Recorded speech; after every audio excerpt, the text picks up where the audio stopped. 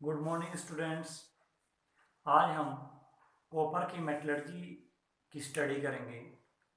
तो हम बात करते हैं मेटलर्जी ऑफ कॉपर।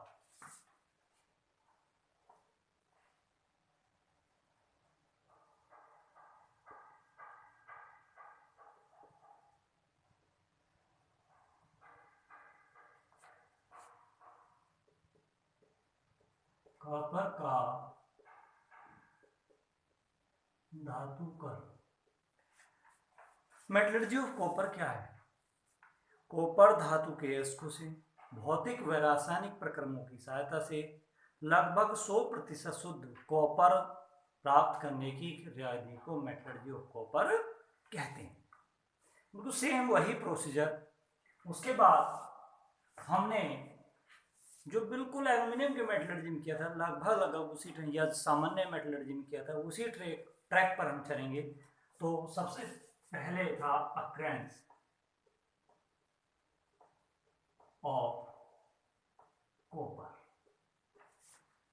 कॉपर की प्राप्ति। कॉपर प्रकृति में स्वतंत्र अवस्था में नहीं पाया जाता है, अर्थात संयुक्त अवस्था में अपने अयस्कों के रूप में मुख्य रूप से अमेरिका, कनाडा, स्विट्जरलैंड आदि देशों में पाया जाता है। भारत में राजस्थान, बिहार आदि स्टेटों में पाया जाता है। अब उसके बाद बात करते हैं और मीन्स अयस्क क्या है। अयस्क 4-5 अयस्क के बारे में आपको बताया है कि हर किसी के 4-5 अयस्क आपको लर्न करने। तो सबसे पहला अयस्क है कॉपर पायराइट।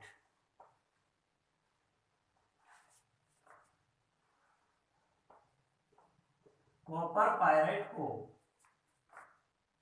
कैल्कोपायराइट भी बोलते हैं।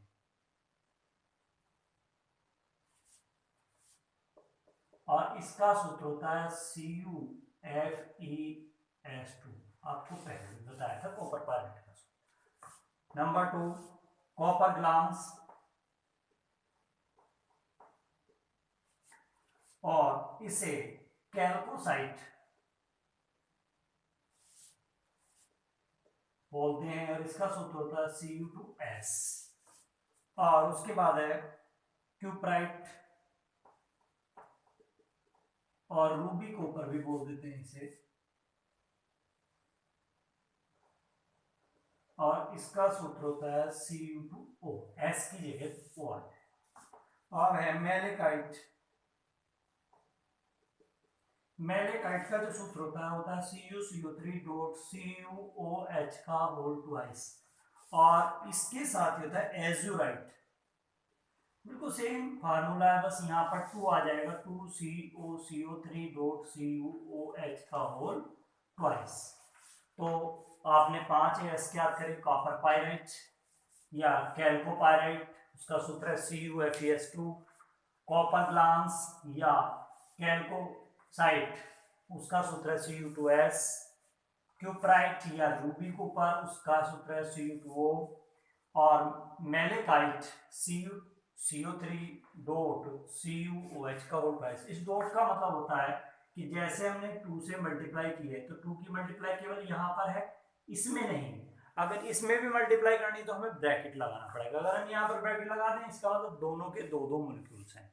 और ऐसे ही है एजुराइट Cu2Cu CO3.CuOH का होल ट्वाइस। ये दोनों फार्मूले लगभग सेम है अप्रोक्सीमेटली, ये भी अप्रोक्सीमेटली सेम है। एस के प्लेस पर वो है, और कॉपर पायराइट का आपको पता है CuFeS2। इस तरीके से आप पांचों अयस्क याद कर लेंगे।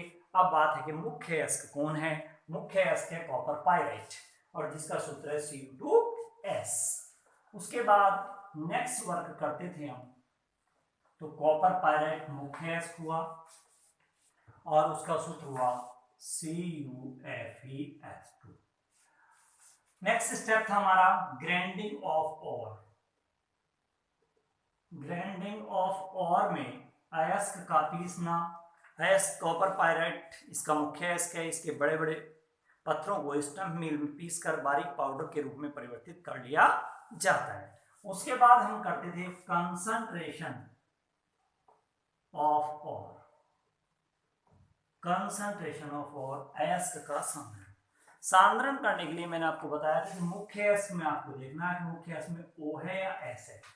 इसमें S है, मिस सल्फाइड अयस्क है, और सल्फाइड अयस्क का जो सांद्रण है वो फ्लोटेशन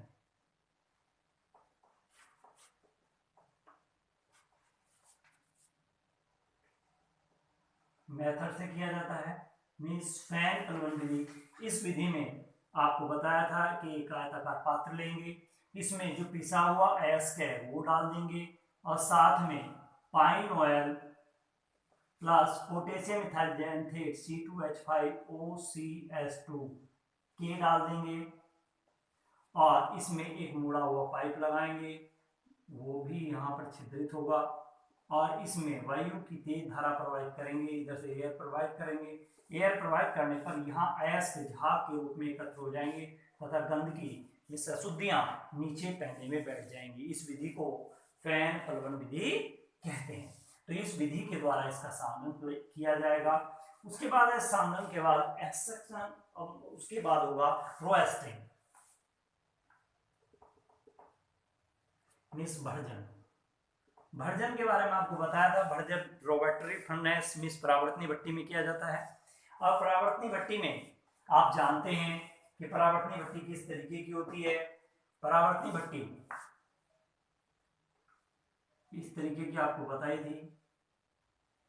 ये यहाँ पर इसमें हॉपर लगा रहता है, यहाँ से यहाँ हर्थ या पैन रहता है या फायर बॉक्स रहता है, यहाँ ईंधन को जलाएंगे और ये ऊपर से जो सांद्रित अयस्क है उसे डालेंगे।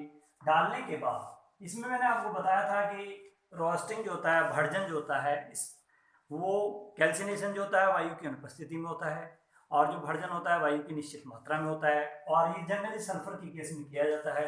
तो यहाँ पर क्या होगा, सल्फर ऑक्सीजन के साथ रिएक्शन करेगी और सल्फर डाइऑक्साइड बना देगी। मीन्स इसमें जो उपस्थित सल्फर की अशुद्धि है वो पृथक हो जाएगी। साथ साथ अगर आर्सेनिक की अशुद्धि हो तो 4As + 3O2 arrow 2As2O3 arsenic की अशुद्धि भी ऑक्साइड के रूप में परिवर्तित हो जाती है। और इसी भट्टी में जो कॉपर पायराइट है वो भी ऑक्सीजन के संपर्क में आता है। जो ये भट्टी है इसमें कॉपर पायराइट है CuFeS2 और ये O2 के संपर्क में आएगा और ये बना देगा Cu2S + FeS + SO2। यहाँ से भी सल्फर डाइऑक्साइड निकल जाएगी। ये जो Cu2S है ये भी O2 के साथ रिएक्शन करेगा और ये बना देगा Cu2O + 2Cu2O, 2 मोलिक्यूल ले लेंगे इसके, तो ये बन जाएगा Cu2O + 2SO2।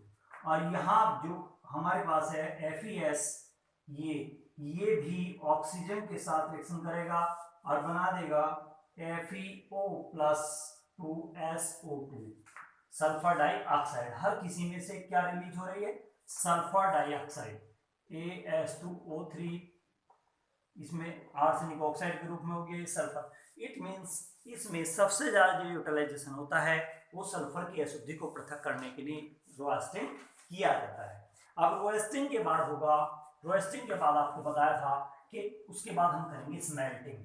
जब भी रोएस्टिंग होगा तो ऑलमोस्ट केसेस में स्मेल्टिंग होगी। स्मेल्टिंग का मतलब प्रगलन।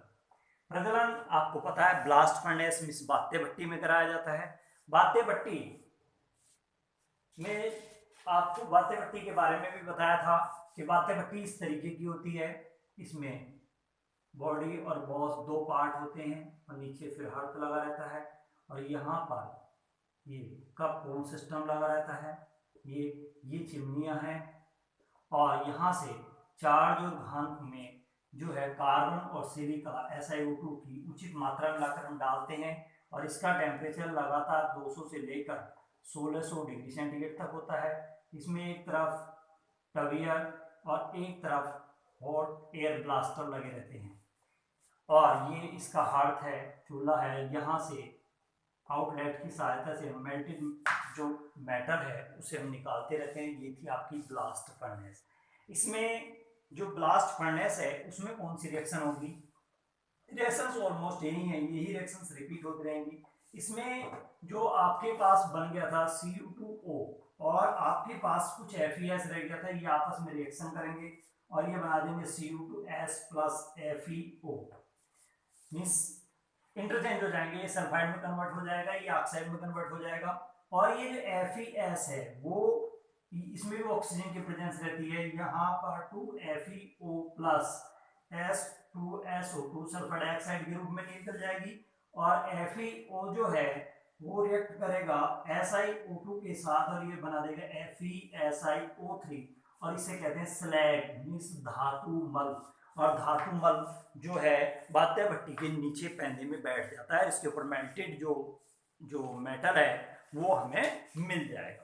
उसके बाद यहाँ पर दो चीजें Cu2S और FeS दो चीज मिली हमें, ये FeS है और ये Cu2S है, इन दोनों के मिश्रण को मैट कहते हैं, MATTE मैट। ये क्वेश्चन भी आता है कि मैट किसे कहते हैं, तो क्यूप्रस सल्फाइड तथा फेरस सल्फाइड का जो मिश्रण होगा उन दोनों को मैट कहते हैं, तो ये भी सवाल आता है तो मैट किसे कहते हैं। अब उसके बाद जब हमने कर लिया तो इसमें एक स्टेप बढ़ जाएगा बेसेमराइजेशन। बेसेमराइजेशन पहले अब तक नहीं किया था तो इसमें एक स्टेप इंक्रीज हो गया,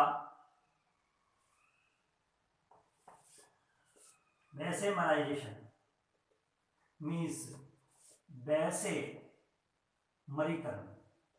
बेसेमराइजेशन क्या होता है, जैसे जब लेंटर गिरता है तो लेंटर गिरने वाली जो मशीन आती है वो नाशपाती के आकार की जो मशीन होती है जिसे मिक्सचर बोलते हैं, ये इस तरीके का बना होता है और उसमें यहाँ पर ये इस तरीके से वो स्टैंड पर कसा रहता है, बिल्कुल सेम उसी तरीके से।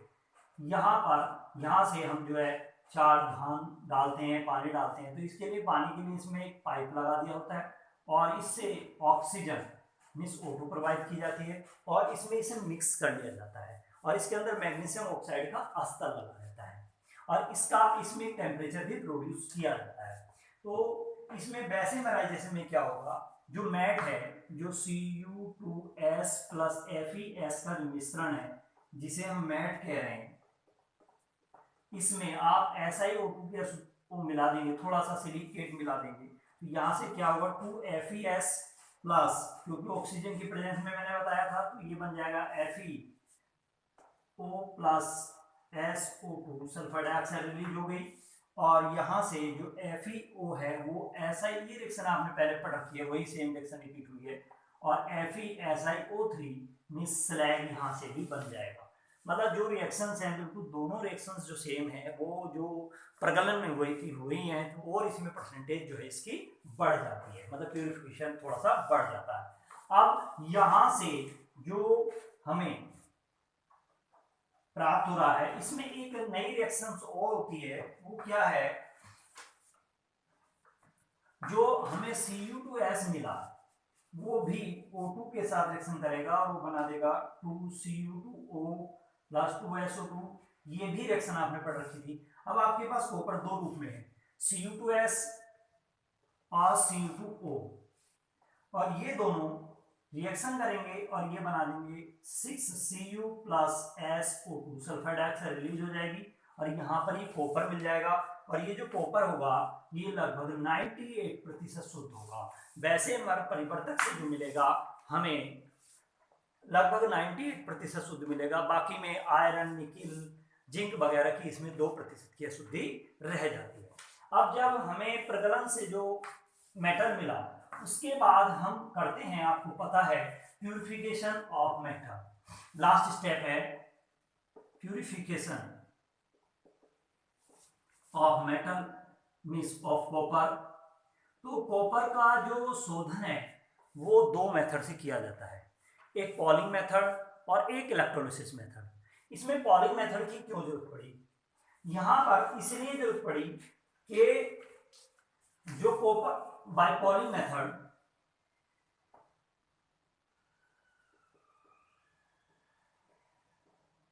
और नंबर 2 था इलेक्ट्रोलिसिस मेथड। इलेक्ट्रोलिसिस मेथड आप जानते हैं, पॉलिंग मेथड क्या, हरी लकड़ी के डंडों द्वारा।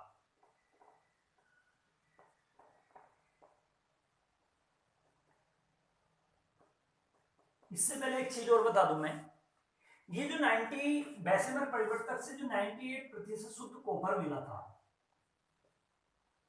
जब आपने इसे एक बर्तन में डालकर रख दिया तो इस बर्तन के ऊपर ब्लास्टर बन गए थे। ब्लास्टर का मतलब होता है फफोले, जैसे हमारी स्किन पर छाले पड़ जाते हैं, स्किन ऊंची हो जाती है, तो इस कारण इसे जो है फफोलेदार कॉपर मींस ब्लास्टर कॉपर भी बोलते हैं। क्यों बोलते हैं? क्योंकि इसके अंदर सल्फर डाइऑक्साइड की अशुद्धि होती है, और जब गर्म कॉपर को हम किसी बर्तन में डाल देते हैं तो वो सल्फर डाइऑक्साइड वो धीरे धीरे निकलती है। जब वो धीरे धीरे निकलती है तो उसकी स्किन पर जो है वो फफोले डाल देती है। जैसे एक एग्जांपल के तौर पर मैं बताता हूँ, जब हम मावा बनाते हैं तो जब मावा बनने की लास्ट स्टेज होती है, मतलब जो दूध कंसंट्रेट हो जाता है बहुत ज़्यादा, तो लास्ट स्टेज होती है, तो आप देखते हैं कि हम उसे कढ़ाई को उतार कर जब रख देते हैं तो रखने के बाद उसकी स्किन पर फफोले बनते रहते हैं, नीचे से हवा आती है और उसकी स्किन पर एक फफोला बना देती है, तो वो ब्लास्ट सिचुएशन कहलाती है। वहाँ यहाँ पर भी उसी तरीके की सेम सिचुएशन होती है, बस यहाँ पर अंतर ये कि सल्फर डाइऑक्साइड है। तो यहाँ पर हरी लकड़ी के डंडों से क्यों हिलाया जाता है? इसे एक पात्र में डाल देंगे। इसे हरी लकड़ी का मतलब होता है उसके अंदर हाइड्रोकार्बन होता है। क्या होता है? हाइड्रोकार्बन। और हाइड्रोकार्बन जो है एकदम से जब आप हिलाएंगे, हरी लकड़ी का मतलब हरे कलर की लकड़ी नहीं, हरी लकड़ी का मतलब ताजी लकड़ी। ताजी जो टहनी कोई भी ले लेंगे या लकड़ी ले लेंगे, जब हम उससे हिलाएंगे तो हिलाने के बाद जो सल्फर है वो सल्फर डाइऑक्साइड के रूप में हाइड्रोकार्बन की वजह से मुक्त हो जाएगी। तो जो हमारे पास लगभग 99.5% शुद्ध कॉपर मिल जाएगा, बट हमें चाहिए लगभग 99.98%। तो हम बाद में करेंगे उसका इलेक्ट्रोलिसिस। इलेक्ट्रोलिसिस का मेथड आपको पता ही है। इलेक्ट्रोलिसिस मेथड में आपको बता रखा है कि एक आयताकार पात्र लेंगे इस तरीके के, और जिस भी धातु की हम मेटलर्जी पढ़ रहे हैं, प्योर कॉपर के हम जो है कैथोड लगा देंगे, मींस माइनस चार्ज, और इसे प्लस बना देंगे, इलेक्ट्रिसिटी पास करेंगे, और इसमें ये जो 99.5% है, तो 3 लेयर्स बन जाएंगी। ये नीचे की इम्प्योरिटी